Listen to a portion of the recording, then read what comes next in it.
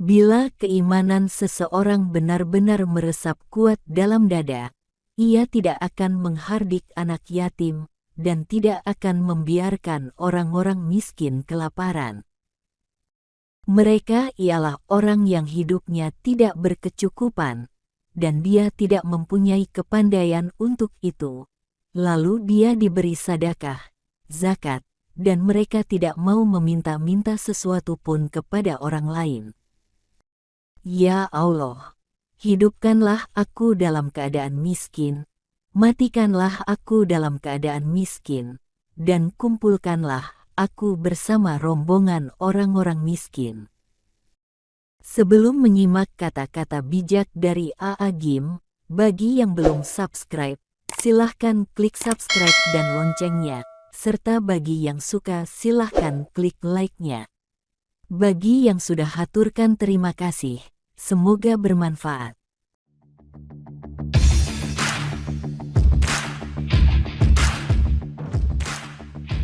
Di dalam Al-Quran Allah Subhanahu wa Ta'ala berfirman, "Tahukah kamu orang yang mendustakan agama?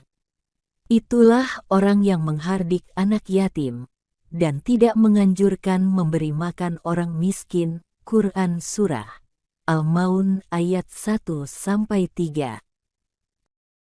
Tentang penjelasan ayat-ayat ini, Sayyid Qutb menegaskan, bila keimanan seseorang benar-benar meresap kuat dalam dada, ia tidak akan menghardik anak yatim dan tidak akan membiarkan orang-orang miskin kelaparan.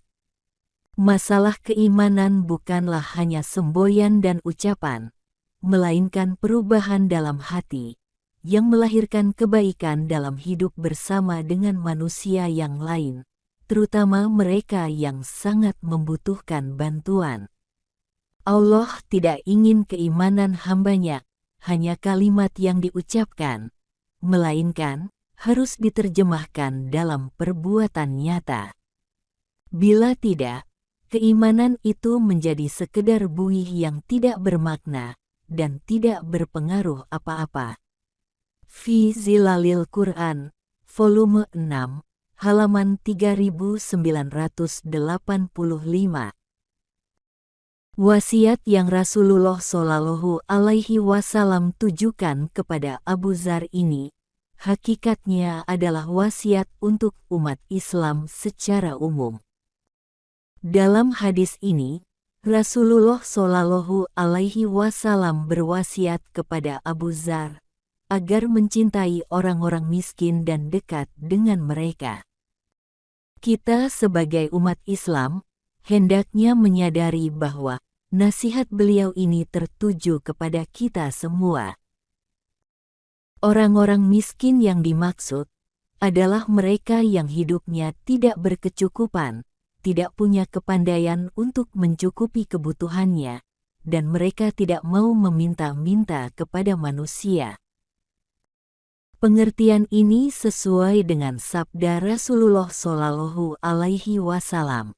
Orang miskin itu bukanlah mereka yang berkeliling meminta-minta kepada orang lain, agar diberikan sesuap dan 2 suap makanan, dan 1-2 butir kurma. Para sahabat bertanya, "Ya Rasulullah, kalau begitu siapa yang dimaksud orang miskin itu?" Beliau menjawab, mereka ialah orang yang hidupnya tidak berkecukupan, dan dia tidak mempunyai kepandaian untuk itu. Lalu dia diberi sedekah, zakat, dan mereka tidak mau meminta-minta sesuatu pun kepada orang lain. Islam menganjurkan umatnya berlaku tawadu terhadap orang-orang miskin, duduk bersama mereka, menolong mereka, serta bersabar bersama mereka. Ketika Rasulullah Shallallahu Alaihi Wasallam berkumpul bersama orang-orang miskin, datanglah beberapa pemuka Quraisy hendak berbicara dengan beliau Rasulullah Shallallahu Alaihi Wasallam. Tetapi mereka enggan duduk bersama dengan orang-orang miskin itu, lalu mereka menyuruh beliau agar mengusir orang-orang fakir dan miskin yang berada bersama beliau. Maka, masuklah dalam hati beliau keinginan untuk mengusir mereka, dan ini terjadi dengan kehendak Allah Ta'ala. Lalu turunlah ayat, "Janganlah engkau mengusir orang yang menyeru Rabb-nya di pagi dan petang hari, mereka mengharapkan wajah-Nya." Quran Surah Al-An'am ayat 52. Mencintai orang-orang miskin dan dekat dengan mereka, yaitu dengan membantu dan menolong mereka, bukan sekedar dekat dengan mereka. Apa yang ada pada kita, kita bagi dan kita berikan kepada mereka, karena kita akan diberikan kemudahan oleh Allah Ta'ala dalam setiap urusan, dihilangkan kesusahan pada hari kiamat, dan memperoleh ganjaran yang besar. Rasulullah Shallallahu Alaihi Wasallam bersabda, "Barang siapa menghilangkan satu kesusahan dunia dari seorang mukmin, Allah akan menghilangkan darinya satu kesusahan di hari kiamat. Dan barang siapa yang memudahkan kesulitan orang yang dililit hutang, Allah akan memudahkan atasnya di dunia dan akhirat."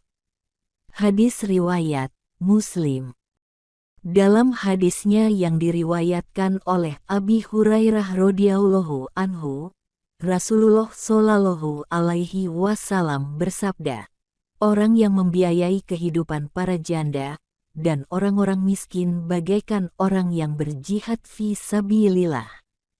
Saya, perawi, kira beliau bersabda, "Dan bagaikan orang yang salat tanpa merasa bosan, serta bagaikan orang yang berpuasa terus-menerus." Hadis riwayat Bukhari dan Muslim. Semasa hidupnya Rasulullah Shallallahu Alaihi Wasallam selalu berkumpul berdampingan dengan orang-orang miskin.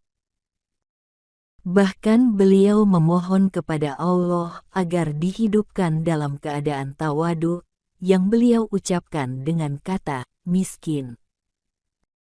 Sebagaimana hadis sabda beliau, "Ya Allah, hidupkanlah aku dalam keadaan miskin, matikanlah aku dalam keadaan miskin, dan kumpulkanlah aku bersama rombongan orang-orang miskin." Hadis riwayat Ibnu Majah. Ini adalah doa Rasulullah Shallallahu Alaihi Wasallam agar Allah Ta'ala memberinya sifat tawadu dan kerendahan hati, serta agar beliau tidak termasuk orang-orang yang sombong lagi zalim, apalagi menjadi termasuk kalangan orang-orang kaya yang melampaui batas. Hadis ini tidaklah bermakna bahwa beliau meminta untuk dijadikan manusia yang miskin. Sebagaimana dijelaskan oleh Ibnu Atsir radhiyallahu anhu, bahwa kata miskin dalam hadis dimaksud bermakna tawadu. Hal ini diperkuat dengan hadis lain, di mana Rasulullah Shallallahu Alaihi Wasallam memohon perlindungan kepada Allah Subhanahu wa Ta'ala dari kefakiran. Permohonan Rasulullah Shallallahu Alaihi Wasallam ini bukanlah tanpa alasan. Sesungguhnya beliau telah mengetahui bahwa terdapat perbedaan jarak waktu antara orang-orang miskin dan orang-orang kaya dari kalangan kaum muslimin ketika memasuki surga, di mana orang-orang miskin akan setengah hari lebih cepat memasuki surga dibandingkan orang-orang kaya. Kadar waktu setengah hari ini adalah 500 tahun. Rasulullah Shallallahu Alaihi Wasallam bersabda, orang-orang fakir kaum muslimin akan memasuki surga sebelum orang-orang kaya dari kalangan kaum muslimin selama setengah hari, yaitu 500 tahun. Hadis riwayat At-Tirmidzi dan Ibnu Majah. Mengapa bisa seperti ini, dan orang-orang miskin seperti apakah yang akan masuk surga dengan lebih cepat itu?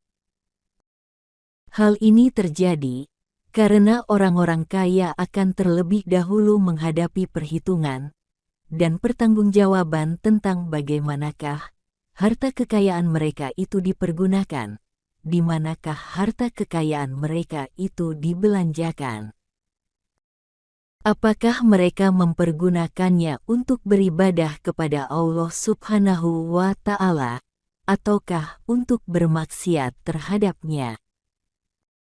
Adapun orang-orang miskin yang dimaksud dalam hadis adalah mereka yang senantiasa berupaya dengan segenap kemampuan untuk melakukan amal perbuatan yang merupakan bentuk ketaatan mereka kepada Allah Subhanahu wa Ta'ala.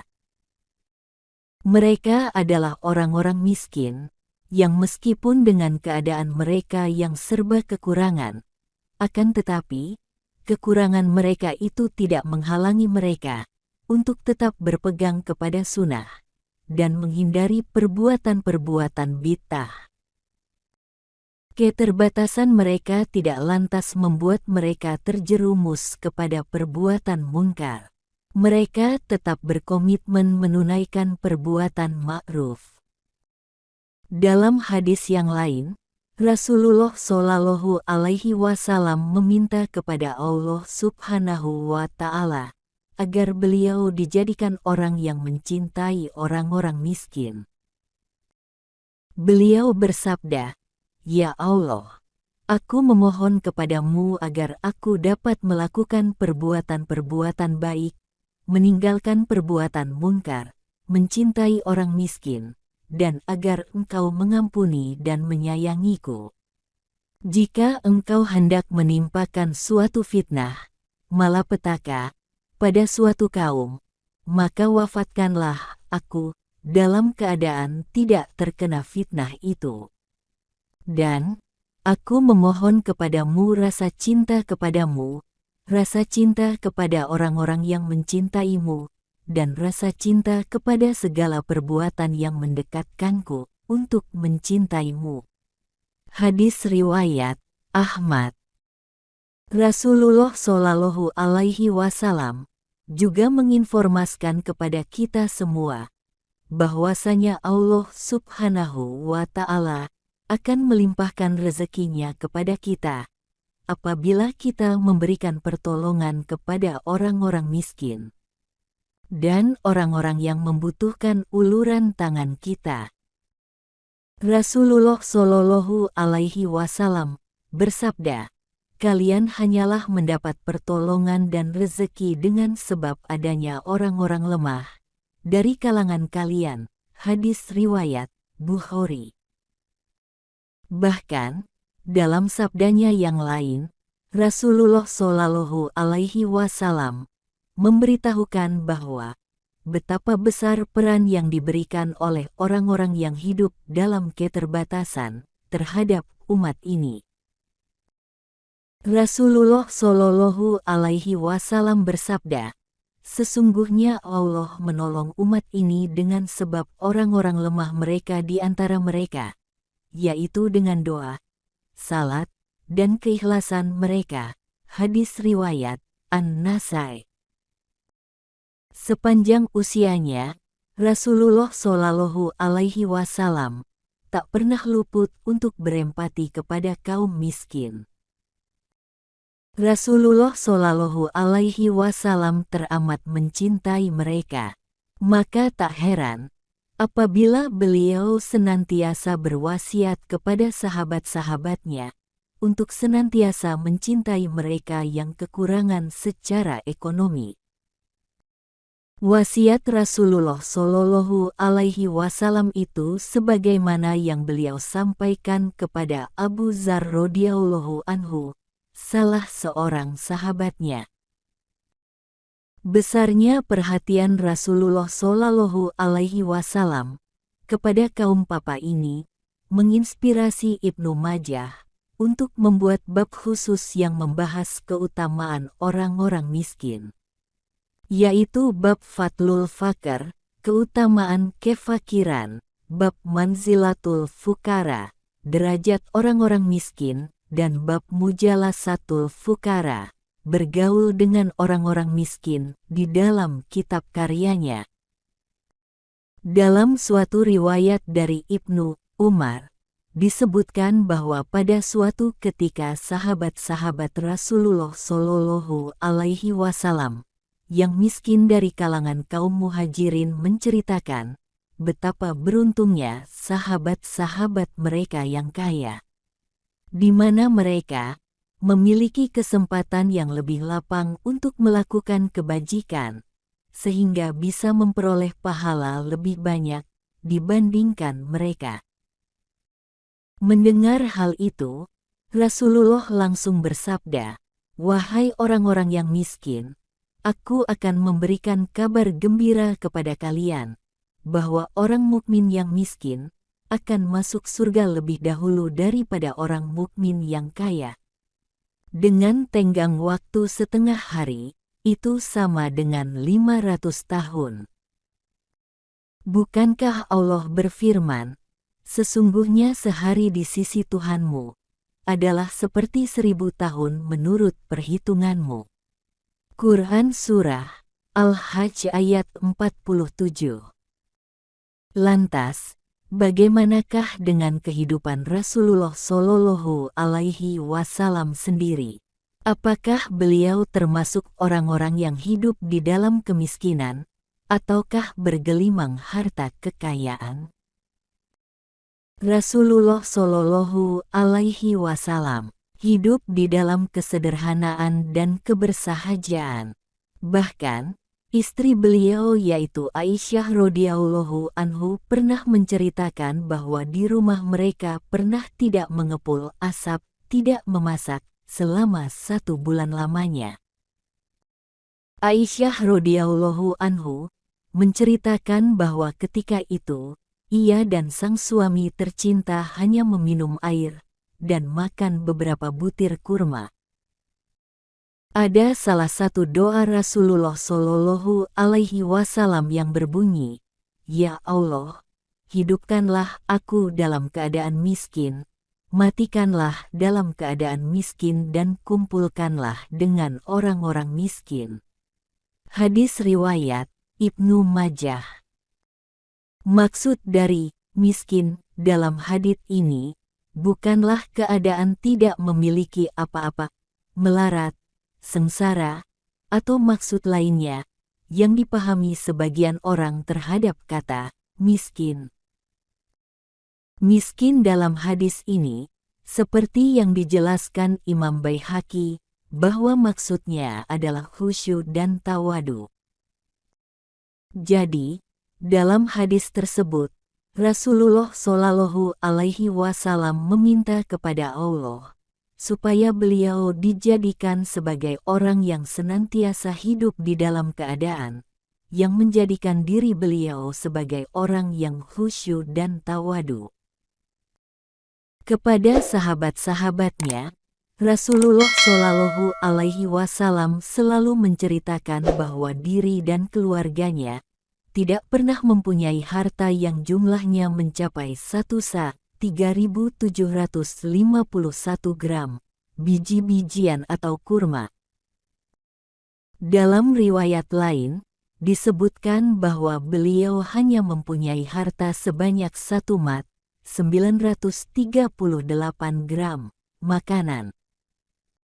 Mencintai orang-orang miskin adalah bukti dari keimanan kita kepada Sang Khalik.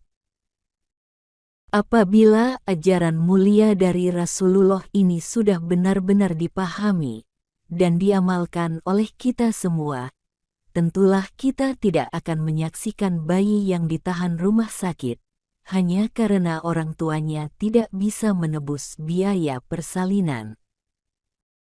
Tentulah juga, kita tidak akan menyaksikan orang-orang miskin yang akhirnya meregang nyawa karena ditolak berobat oleh rumah sakit sebab kendala biaya. Mari kita perhatikan, ternyata fenomena-fenomena sosial tersebut hampir setiap hari kita temukan, baik di hadapan mata kita secara langsung maupun informasi melalui media-media. Semoga kita termasuk umat Rasulullah Shallallahu Alaihi Wasallam, yang senantiasa meneladani beliau dalam mencintai orang-orang miskin dan kaum lemah.